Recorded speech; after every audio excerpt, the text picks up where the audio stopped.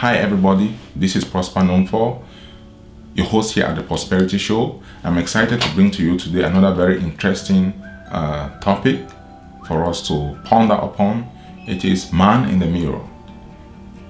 You can call it woman in the mirror if you're a lady. And it is dealing with the issue of the identity crisis. There is this popular song, Man in the Mirror, by the late and very popular musician Michael Jackson. When you look in the mirror, what do you see? Do you see a tall, a short, a black, a white, a rich, a poor, man or woman? Or what do you see in the mirror? Whatever you see in the mirror is true, but it is not real. Why is it not real? Because it is an image. It is not the real you. It is just an image of you. You are more than what you see in the mirror. You are more than what you see in a photograph. Your identity defines who you are. But what you have on your identification documents is not enough to define you. So when you ask people, who are you? What they tell you is their name, what job they do, where they come from, their nationality, their race. That's what they give you to be able to identify themselves. But this is not just about age. This is not just about race. This is not just about your social status. It has nothing to do with any of those. All of us are trying to achieve something in life. But for you to be able to achieve what you are supposed to achieve in this life, you are supposed to know who you are.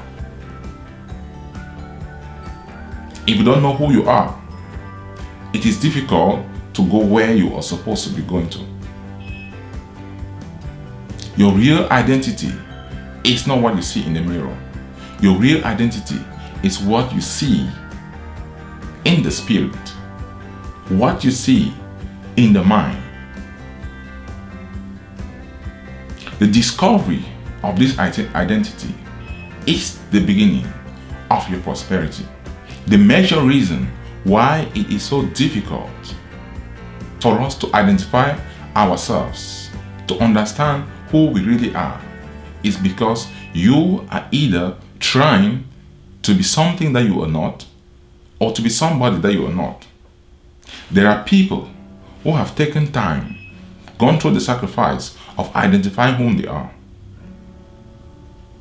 And then there are some of us who don't want to go through that process of identifying themselves, so they try to copy. They try to be like the other person. They try to talk like the other person. They try to preach like the other person. They try to walk like the other person. They try to dress like the other person. There is nothing more tragic in life than to be driving in the wrong lane, even if you're driving in the right direction. But that's exactly what is happening with most of us. Why? Because we haven't come to the point where we understand our identity. Jesus once asked his disciples a very pertinent question. In Matthew chapter 8, from verse 27 to 29, Jesus asked his disciples, "Who do people say I am?" So who do people say you are? That's a very interesting question. Who do people know you to be? But how can you expect people to know who you are if you don't even know who you are? So if somebody were to come up to you and ask you, who are you? What are you going to say? But let's look at the response that Peter gave to Jesus. They said, some of the disciples said, some people say you are the prophet. Others say you are Elijah. So you guys say I am. Peter responded to Jesus, "You are the Messiah, the Son of God." Peter was able to give Jesus' right identity. So there is a false identity about you. People know you maybe to be the doctor, some know you to be the lawyer, Some know you to be the pastor. Some know you to be the parent, to be the teacher, to be the farmer, to be the banker. But who really are you? Remember what Jesus told to Peter. Flesh and blood has not revealed this to you, but this has been revealed to you by the Spirit, by my Father, through the Spirit. It takes the Spirit of God to reveal to you your true identity. Doesn't matter what people say about you. Doesn't matter what you say about yourself. But it takes the Spirit of God to reveal to you whom you are. The Bible says in Genesis chapter 1 and verse 26 that let us create man in our own image and our own likeness. You are created in the image and the likeness of God. That is the first form of identification you must know. I am a child of God. I am the image of God. I carry the power of God. I carry the Spirit of God. I am beautifully and wonderfully made. I am the apple of God's eye. I am God's ambassador.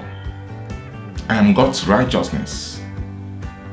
These are truths that you must know about yourself when it comes to your identity. I am the saved of the Lord. I am the healed of the Lord. I am the blessed of the Lord. So I want to challenge you today. Whatever people think about you, whoever people know you are, ask the Spirit of God to reveal to you who you really are. When you know who you are, that is when you find joy. That is when you find peace. That is when you are able to go where you are supposed to go to in life. That is when you are able to accomplish that which you're supposed to be able to accomplish in life. I want to challenge you to settle for nothing but who you are. Settle for nothing but your identity. It is not your job that is your identity. It's not your name that is your identity. It's not your color that is your identity. It is not your social status that is your identity. It is who the Spirit of God says you are that you are. You'll never be the same again. Remember that I said the beginning of the understanding of your identity is the beginning of your prosperity. May you understand who you are. May the Spirit of God reveal to you who you are, that you may prosper and become all that God created you to be, to the glory of His name. Remember, you were born to prosper. God bless you, and until next time, bye-bye.